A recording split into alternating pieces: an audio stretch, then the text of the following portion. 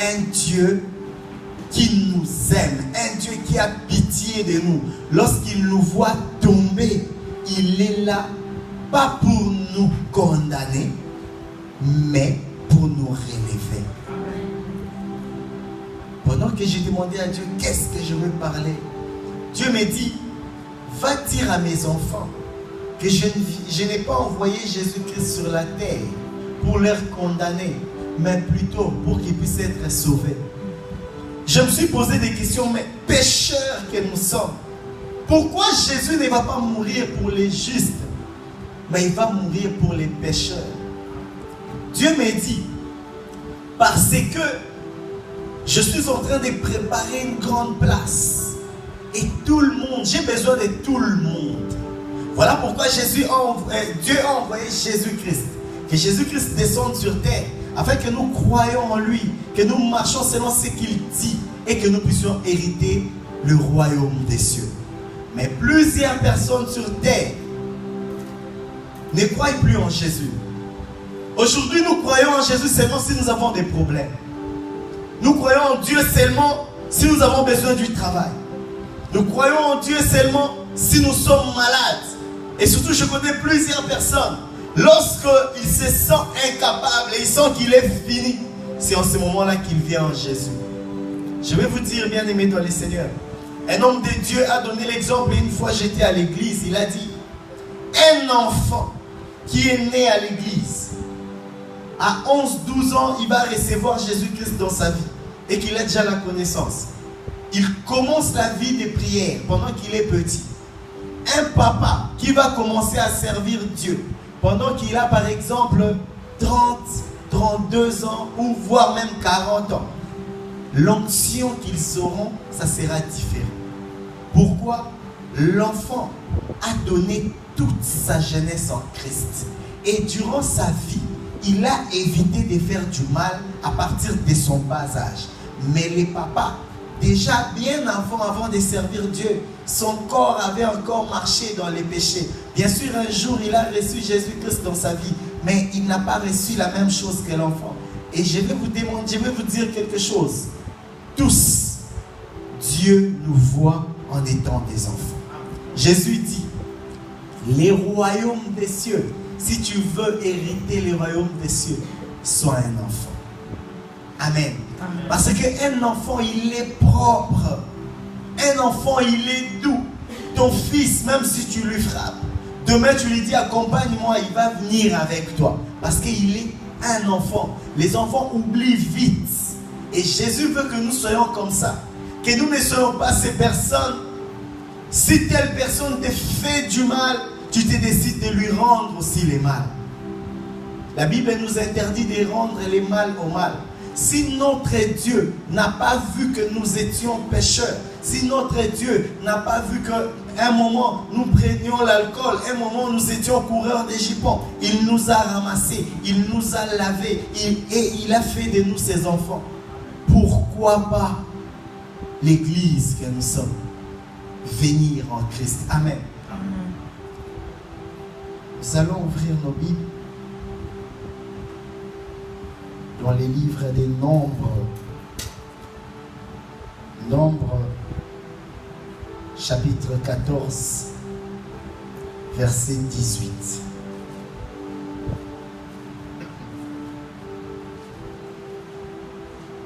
Nombre 14, verset 18. Je lis Nombre 14, 18. Amen. L'Éternel est lent à la colère et riche en bonté. Il pardonne l'iniquité et la rébellion. Mais il ne tient point les coupables pour innocents. Et il punit l'iniquité des pères sur les enfants, jusqu'à la 3e et la 4e génération. Amen. Amen. Notre Dieu est lent à la colère. Il nous donne le temps de nous repentir. Vous savez, si j'ai tué quelqu'un aujourd'hui et qu'on fait des enquêtes aujourd'hui, on constate que c'est moi qui ai tué cette personne, je serai arrêté aujourd'hui. Mais Dieu, il te voit pécher aujourd'hui. Il te laisse du temps. Il te dit, peut-être demain il va venir en moi. Il te voit pécher demain, il te laisse le temps. Il dit peut-être le lendemain il reviendra vers moi. Il ne nous punit pas directement. Il est celui qui nous aime. C'est lui qui aime son enfant. Donne toujours du temps à son enfant. C'est lui qui aime son enfant. Ne châtie pas son enfant à tout moment. Mais il aide son enfant à marcher selon les règlements. Amen. Amen. Qu'est-ce que je vais dire à l'église aujourd'hui? Si tu continues à pécher et que tu penses que Dieu ne te voit pas parce qu'il ne te frappe pas, c'est juste qu'il est en train de te donner les temps.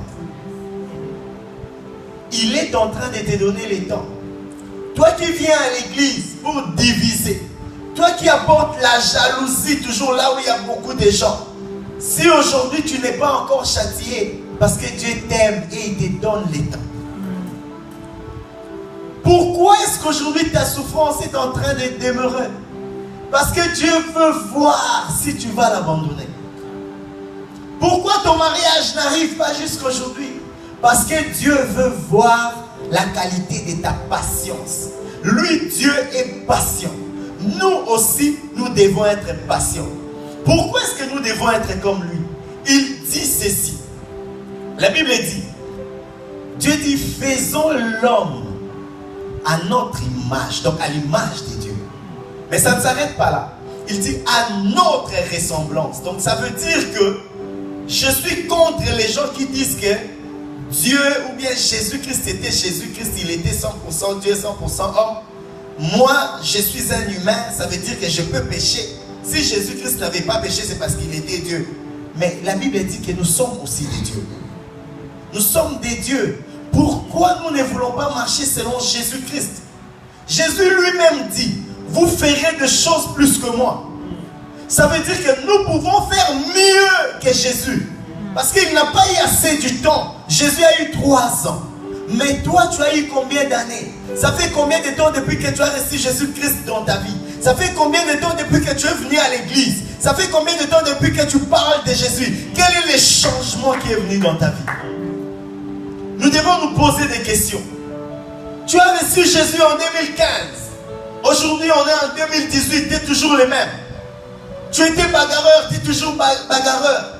Tu étais calomnieux, tu es toujours calomnié. Qu'est-ce qui se passe?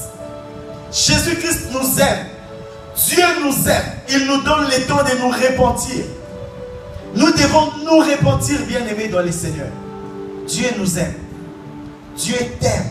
Et il ne va jamais t'abandonner.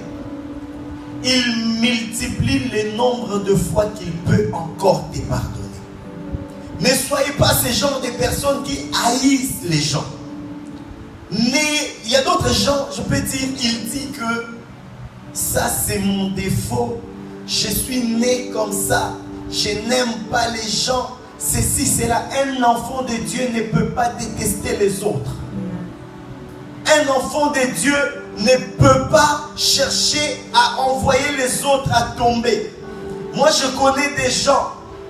Ils ont été, comme on dit à Kinshasa, ils ont été des motogashi. Donc, ils ont été des leaders qui ont poussé aux autres de quitter la face de Jésus. Je connais une fille. Elle est aimée par ses amis. Elle est aimée par ses copines. Mais toutes ses copines qui viennent vers elle sont détruites. Mais elle est ce genre de personne, elle sait qu'il y a un piège ici. Elle ne va pas, mais elle envoie l'autre. Je vais vous dire, bien aimés dans le Seigneur, si vous êtes ce genre de personnes, Dieu n'est pas content de vous. Dieu aime que nous puissions soutenir les faibles et faire en sorte qu'ils deviennent forts. Et non faire que les faibles puissent rester faibles. Il y a d'autres pasteurs. Une sœur vient. La sœur dit, pasteur, j'ai un problème. Je n'arrive pas à prier parce que j'ai marché dans l'impudicité durant longtemps. Le pasteur a été séduit par la parole, par les paroles de la sœur. Au lieu que le pasteur puisse aider la sœur dans des prières, dans des prédications, mais le pasteur a eu aussi envie de faire ça avec la sœur.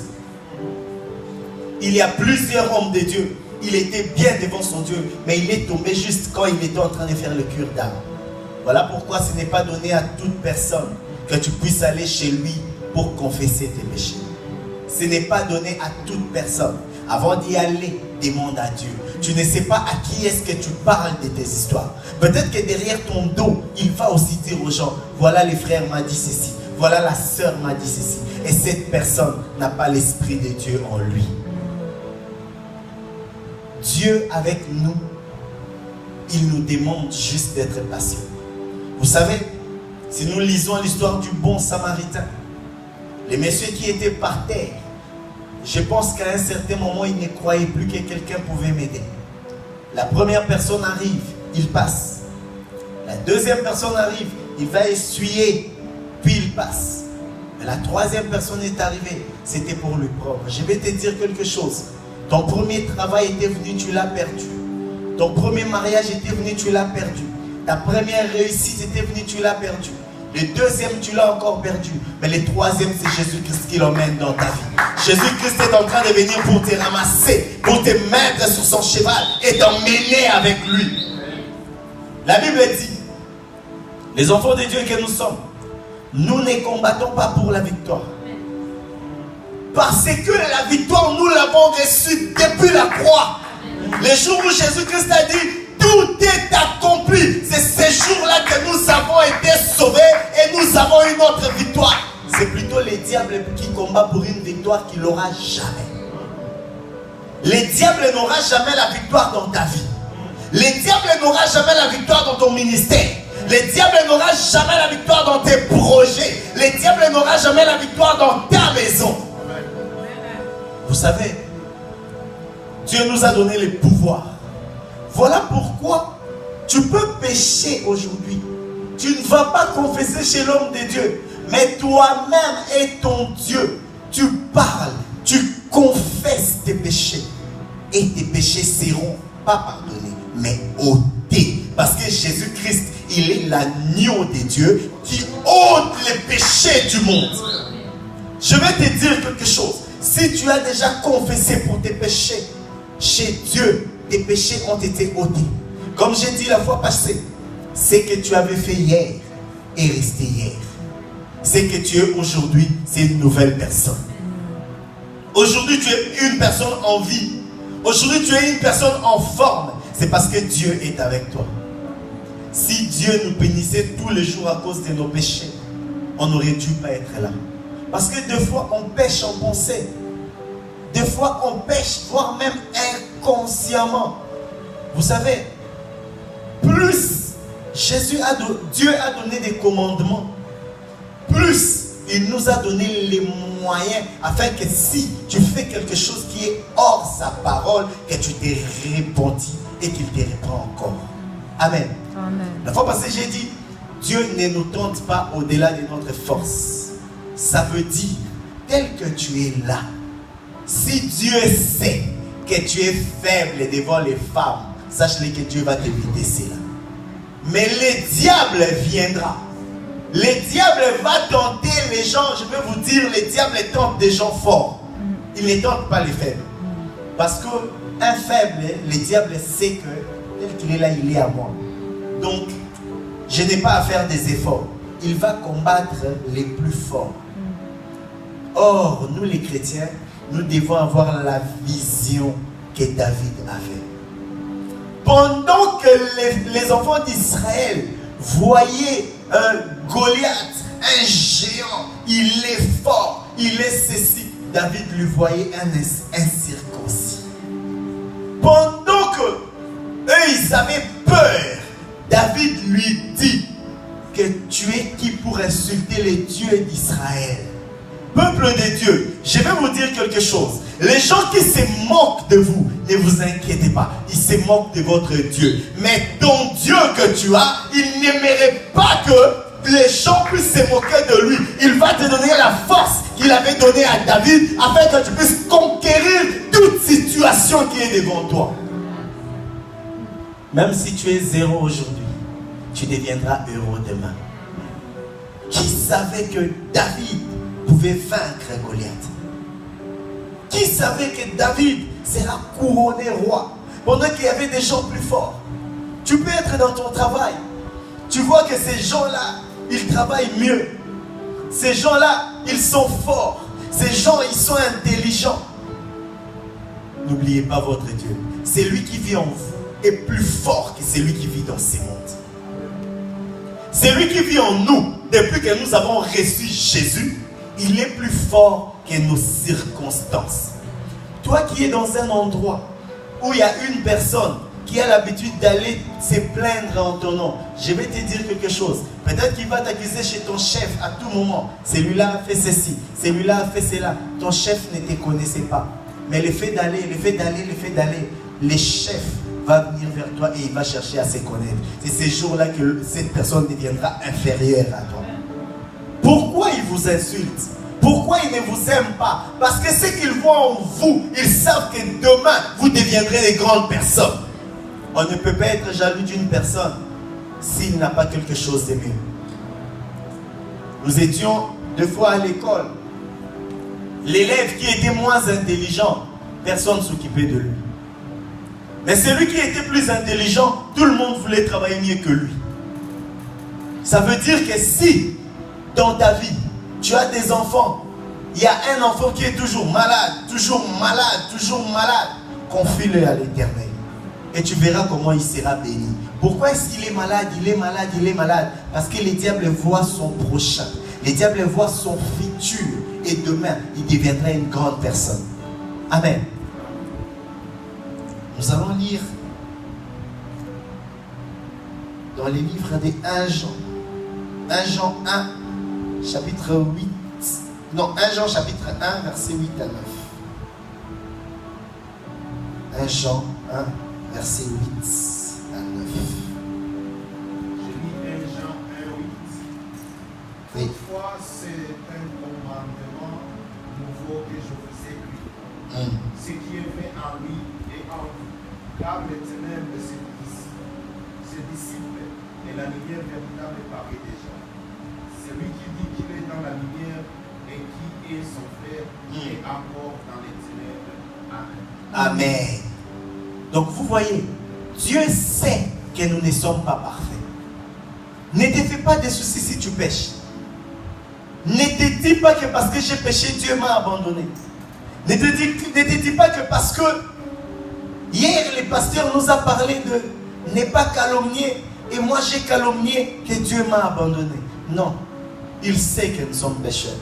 D'ailleurs, il est contre ceux qui disent que je suis parfait. Ces gens qui ont l'habitude de dire que je suis parfait, je suis bien, vérifiez bien leur vie. Ce sont des hypocrites. Dieu n'aime pas les hypocrites. Dieu aime les gens qui sont ouverts. Même dans la vie, ici sur terre, si tu es hypocrite, les gens ne vont pas t'aimer. Mais si tu es ouvert, tout le monde dira, ah, ces frères, ils parlent bien. Ces frères, il est cool. Ces frères, il aime tout le monde. C'est ça.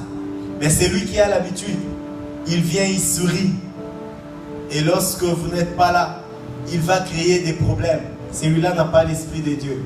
Celui qui a l'esprit de Dieu est intouchable. Je vais vous révéler quelque chose que pasteur Dieudonné a dit la fois passée. Il a dit, on prend Shadrach, Meshach, Abednego. On va les jeter dans les feux. Les rois avaient oublié. Non, notre Dieu, il est le feu dévorant. Jamais un chien peut manger un chien. Jamais un homme peut manger un homme. Sauf s'il est sorcier. Jamais le feu peut dévorer le feu. Je te dis que tu es le feu. Ces petits feux qu'on met devant toi, en toi il y a les grands feux. Voilà pourquoi tu ne peux pas être brûlé. Je retourne encore un tout petit peu dans l'histoire de Daniel. Non, Daniel ne pouvait pas être mangé par les lions. Notre Dieu est le lion de la tribu de Juda. Lorsque les lions voyaient Daniel, ils voyaient que c'était un lion. Voilà pourquoi ils ne pouvaient pas manger ce Daniel-là, parce que c'était un lion. Est-ce que vous avez vu même dans des documentaires un lion attaquer un lion? Jamais. Jamais. Écoutez, je vais vous dire quelque chose. Ces poissons qu'on vous met, ça rajoute des vitamines en vous. Ces critiques qu'on vous fait, ça fait la publicité sur vous. Ces condamnations qu'on vous fait, ça fait que vous puissiez avancer, que vous montez aux escaliers et que le monde entier parle de vous. Ne vous fatiguez pas si les gens vous critiquent. N'évitez pas les critiques, sinon on ne vous connaîtra pas. Cherchez ça, acceptez ça. Acceptez ça. Peuple de Dieu, je vous dis, dans peu de temps, cette église, le monde parlera de ça.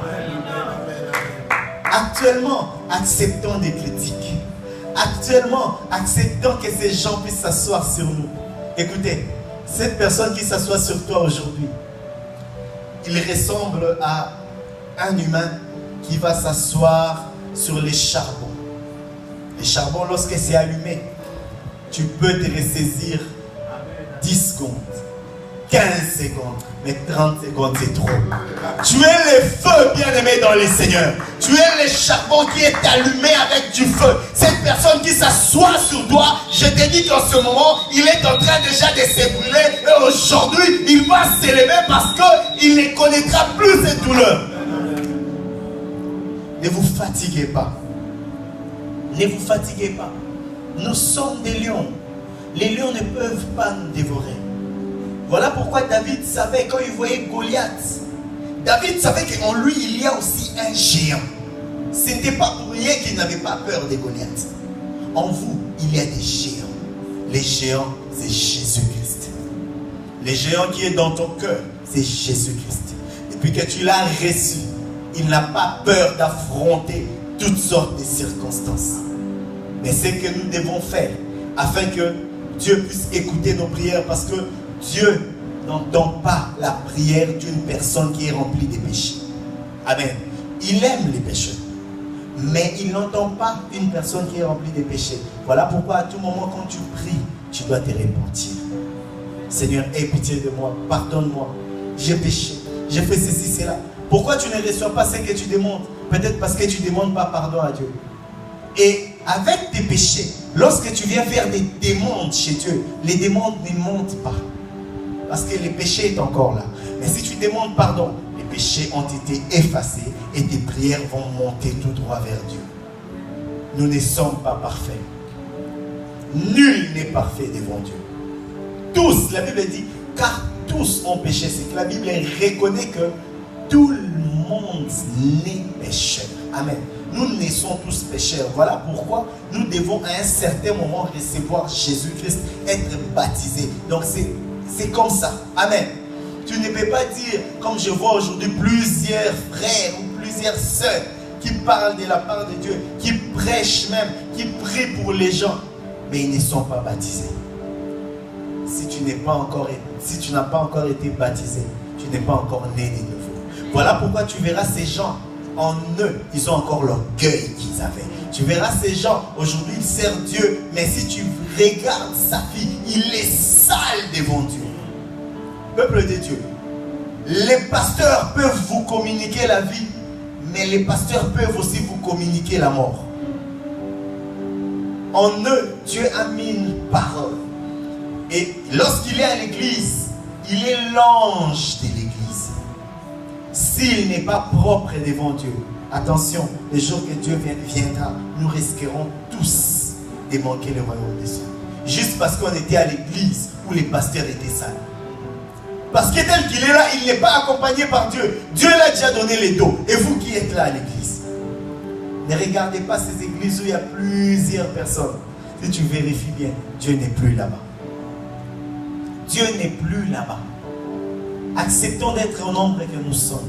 Mais quand même, il y a la présence de Dieu en nous. Acceptons d'être faibles comme les gens nous voient. Mais nous savons que demain, il y a quelque chose de bien que Dieu prépare pour nous. J'ai dit au pasteur Dieu donné la fois passée, j'ai dit, aujourd'hui nous sommes en train d'organiser, nous allons organiser des journées ici.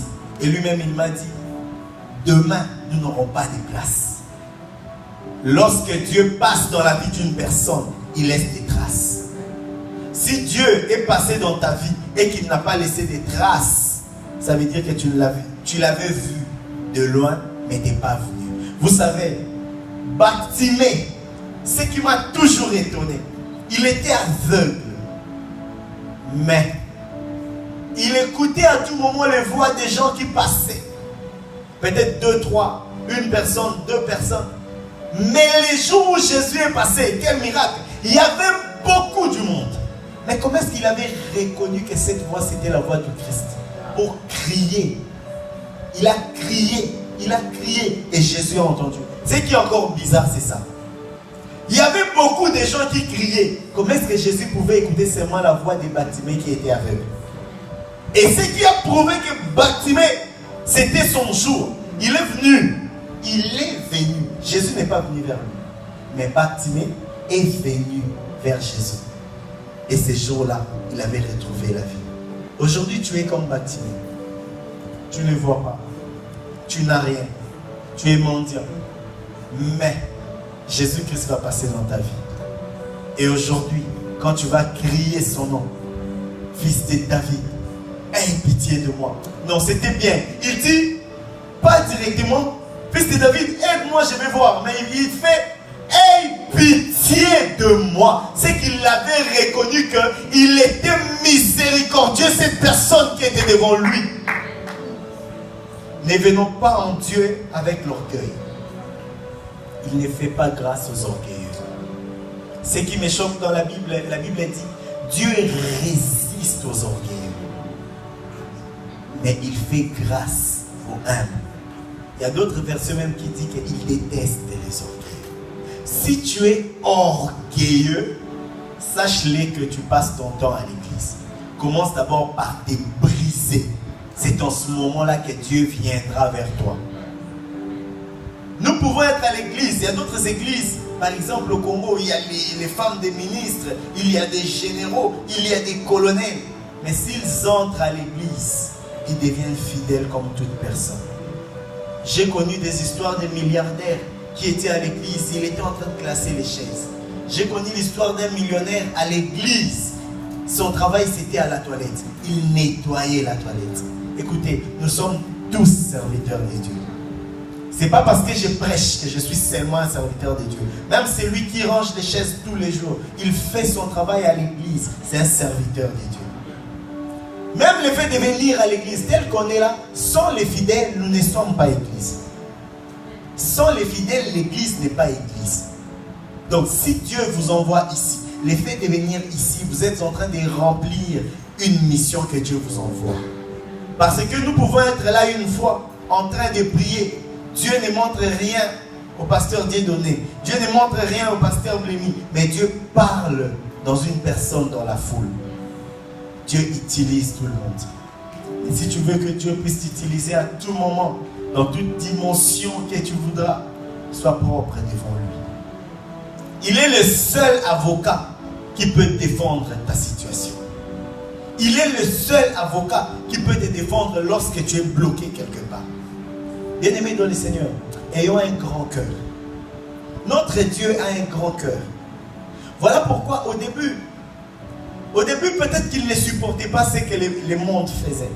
Jusqu'à ce qu'il envoie Jésus et que Jésus vienne débloquer plusieurs choses. Depuis ces jours-là, même pécheurs que nous sommes, si on s'est repenti, il nous pardonne. Nous les chrétiens aussi, nous devons avoir ces cœurs. N'aille pas ton prochain. Ne déteste pas ton frère. Ne déteste pas ton ami. Toi qui résistes. Moi je connais des gens, ils s'excusent jamais. Messieurs, madame, raison.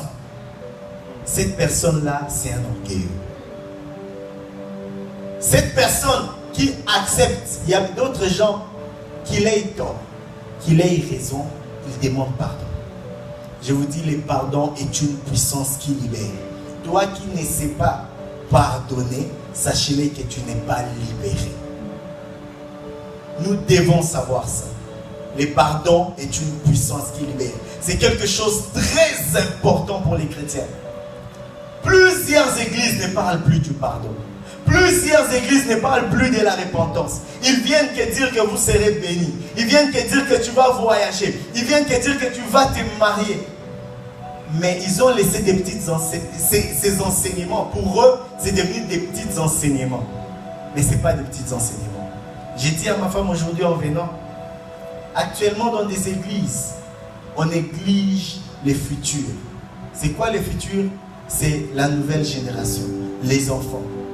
J'ai été une fois à l'église parce que ils ont donné leur groupe de codines aux petites filles de 14 ans, 13 ans.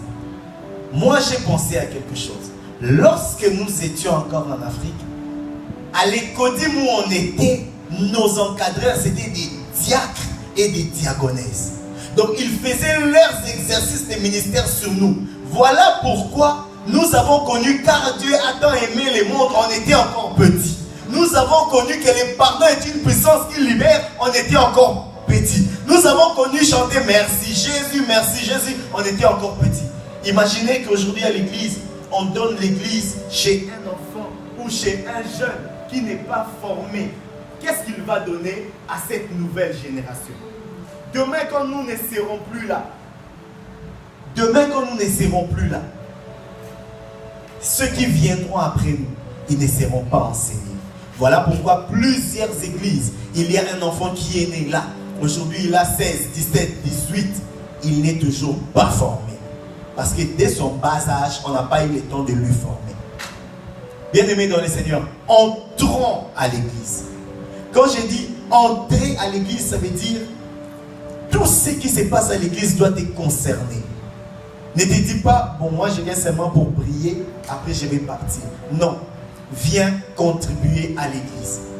Il y a des gens à l'église, il a la connaissance.